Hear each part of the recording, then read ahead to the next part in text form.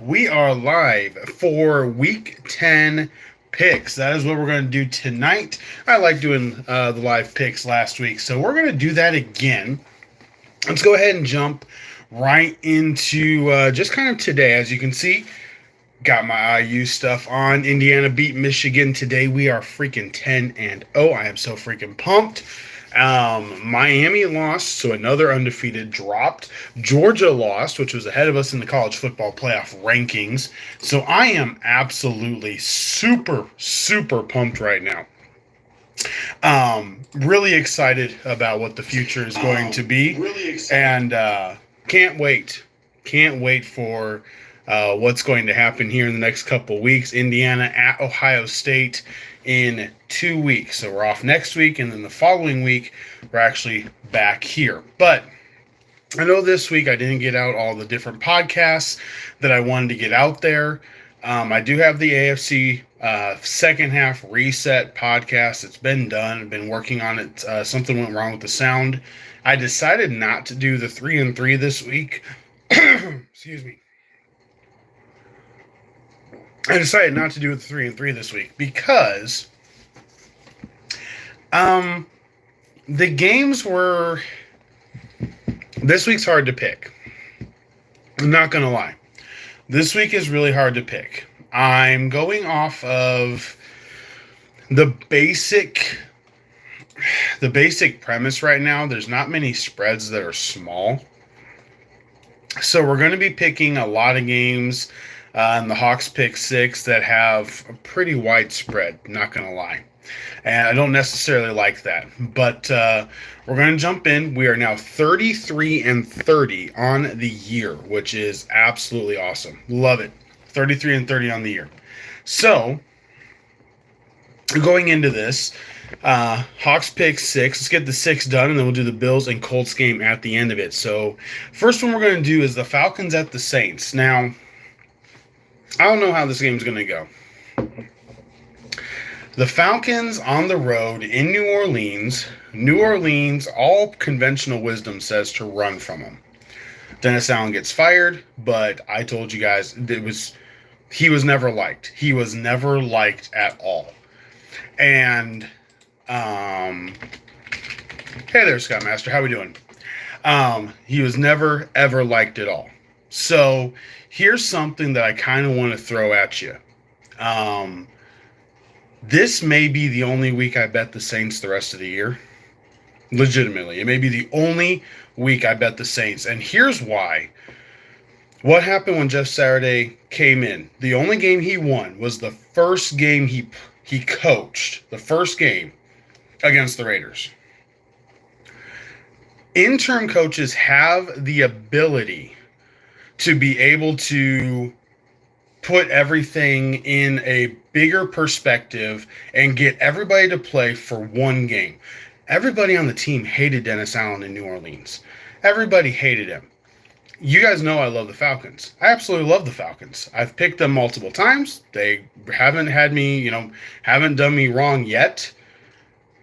But something tells me on the road, New Orleans Saints, Cameron Jordan, Demario Davis, that defense, the way that it plays out, just kind of, we'll see what happens. I like where I like where everything's going to be. Like where everything's going to be for the New Orleans Saints this week. So we're going to go, pick number 1 will be the New Orleans Saints over the Atlanta Falcons. I hate picking against the Falcons. You guys know I love Atlanta. But the one game that the interim coach can win is the first game.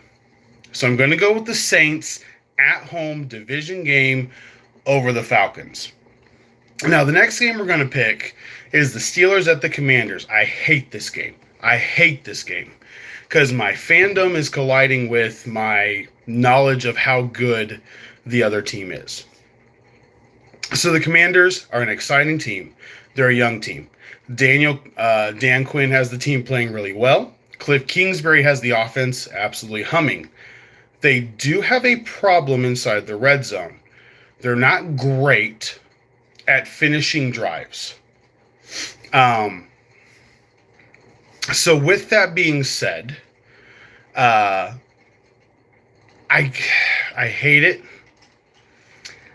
but something tells me that the Steelers rookie quarterback Mike Tomlin's off a bye.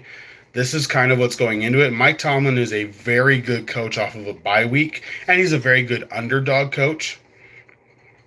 So I'm going to go Steelers over the Commanders, not because I want to, but because the conventional football wisdom says to do so. So we're going to go with the Steelers over the Commanders as our second pick. I think if the Commanders win, I'm going to be kicking myself. There's no doubt. No doubt at all. However,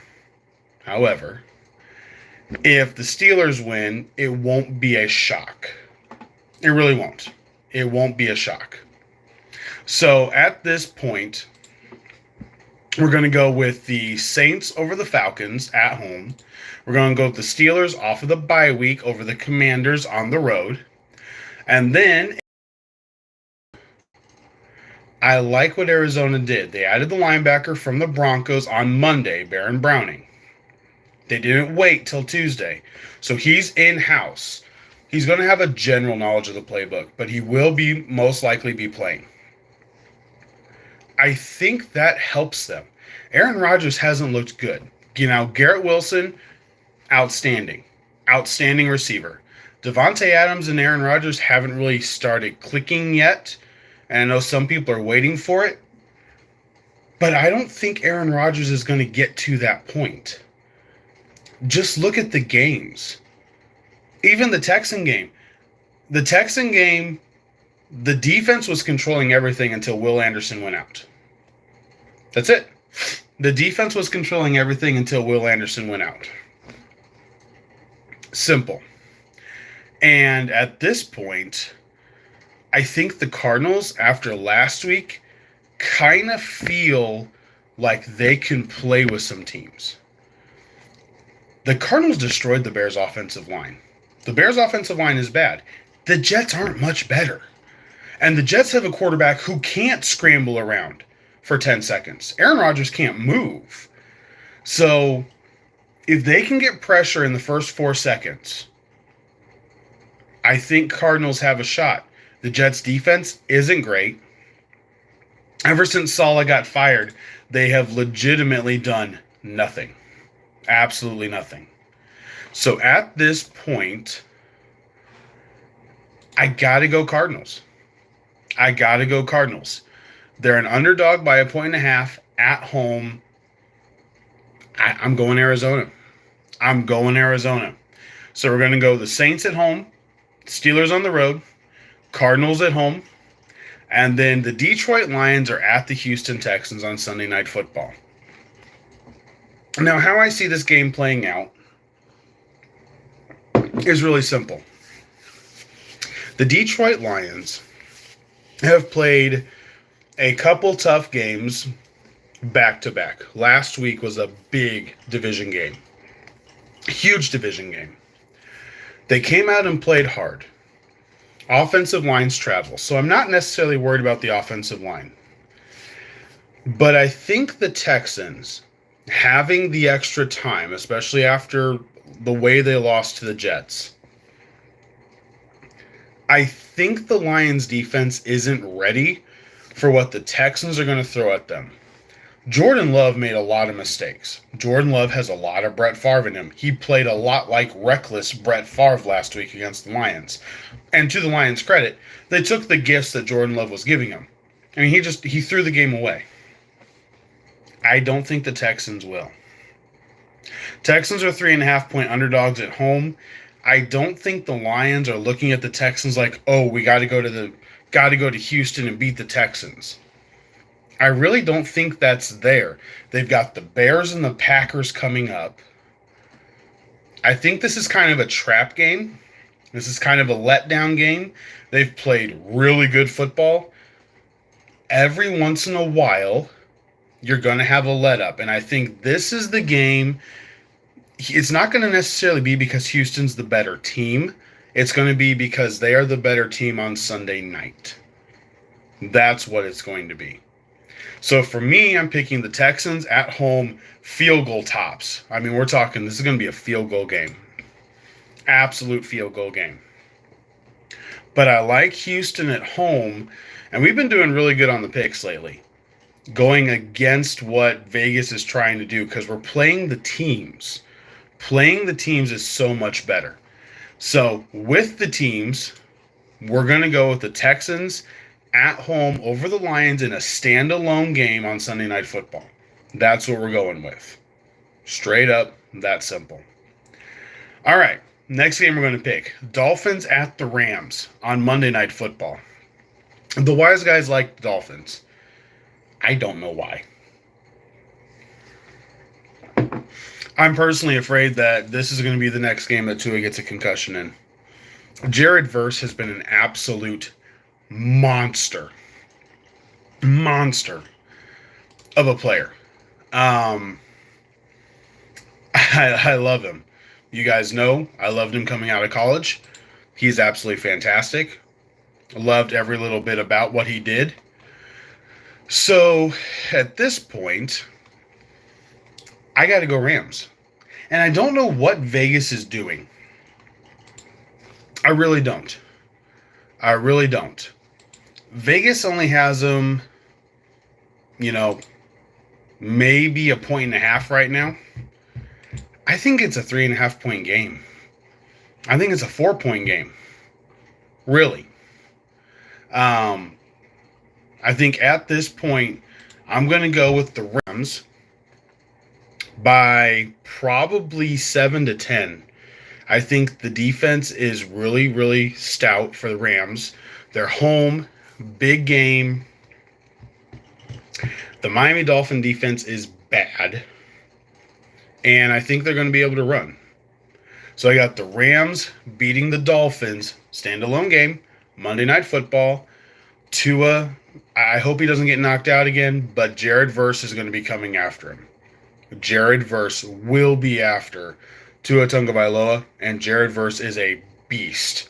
So is Young. So is Fisk. The defense is hyper aggressive. So look out for a big game from the Ram defense. I got the Rams beating the Dolphins. All right, so just to recap, we got the Rams over the Dolphins, the Texans over the Lions, the Cardinals over the Jets, the Steelers to knock off the Commanders, sadly, and the Saints to get their only win the rest of the year over the Falcons. Now, there aren't any other games to choose from that have a small point spread. Okay, there's not. Outside of the Bills and Colts. The Bills and Colts is a 4-point spread for the Buffalo Bills. So I'm going to do a wild outline pick. Okay, we're going to go on the wild side here. And I'm going to pick an upset special. A game that I'm watching that has upset written all over it. And you know what? I think after the Monday Night Football game against the Buccaneers, the way they've played, and the AFC second half reset will be released in the morning, the Kansas City Chiefs remind me a lot of one or two of the Indianapolis Colts teams that we had. They're winning, but they're not beating people. They're not the best team in the NFL. They're undefeated, but they're not the best team. The Broncos are sneaky. Their defense is good. Because of all these other wide point spreads we have on here, I mean, everything is 6.5 or more. I'm going to take a wild card. It's going to count as a Hawks pick, but I'm going to take a wild card. I think if there's going to be an upset, it's the Broncos over the Chiefs. Chiefs play at 1 o'clock. Not something they normally want to do. They just got done playing Monday Night Football. The Broncos defense is feisty and fast, so don't count them out. If Bo Nix can just get a little bit of time, if they can get a little bit of a run game, Bo Nix can run. And think about what they were able to do. The Buccaneers were able to do something that shouldn't have been able to happen. The Chiefs' defense has a lot of letdown. My surprise pick is going to be the Broncos over the Chiefs. I have no other picks that I like. The Vikings are going to crush the Jaguars. Lawrence is out. Mac Jones is starting. That one's easy. San Francisco, off of a bye, is going to crush the Buccaneers. I have no hope for the Titans against the Chargers. I guess I could have done the Cowboy-Eagle game. If Cooper Rush beats the Eagles, it's gonna get really noisy in Dallas. It's already bad enough the way it is, but if Cooper Rush beats the Eagles, that would just be epic. But really, with how everything is, I mean, the Giants and Panthers are in Germany. Can't really pick that one. I just can't. So I got to go Denver. So we're going to go Denver Broncos over the Kansas City Chiefs on the road. And now we do the extra point, the Colts game. Listen, the wise guys are on the Colts. They think that we've got an amazing play caller. Don't know where. They think we have one of the best offensive lines. We're getting there. Dalton Tucker, our rookie guard, and now Tanner Bertoli, because Ryan Kelly is now on IR. So we've got a rookie center, a rookie guard. I'm not sure if Raymond's going to play, our left tackle. We may have a rookie left tackle. That doesn't normally bode well to play a aggressive team. Now, the good news is the Colts' best side of them, the running game, is the Bills' worst side of their defense, the running game. Bills' rush defense is bad, but Von Miller on turf, if they get ahead, I don't see this game being close. I see Flacco getting crushed. Really, if the Bills just get in front early, jump out to a 10-0 lead, I'd say you're done. I don't see the Colts being able to come back. If you're the Bills, you get the ball, you drive straight down the field. Now, Coleman is out.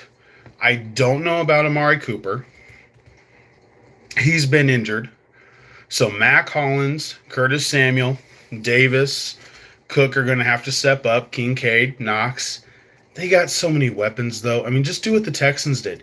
Control the game and you're fine. Like, just if everybody follows the Texans' game plan, and even the Vikings, that's the game plan to beat the Colts.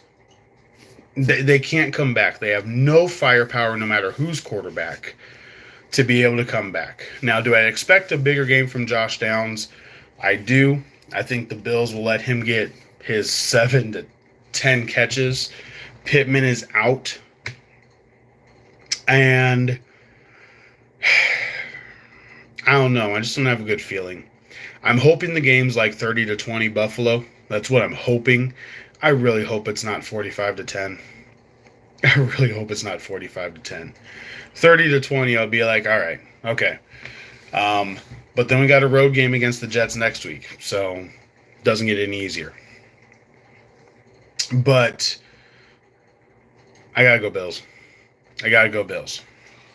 So let's recap real fast. So we got the Saints over the Falcons, the Bills over the Colts, the Broncos to upset the Chiefs, the Steelers to knock off the Commanders on the road, the Jets to lose to the Cardinals in Arizona, the Texans to beat the Lions on Sunday Night Football, and the Rams to beat the Dolphins on Monday Night Football. And that is Hawks Pick 6 with the extra point for Week 10 in the NFL season. Wow. Week 10. We're over halfway through. It's not halfway over, but we're over halfway through this regular season. Got a lot left to go. We got a lot of things that'll come up. More injuries, no doubt. But the trade deadline's done. So who your team is who you've got for the rest of the way. And we're going to see how the trades play out. It's always exciting.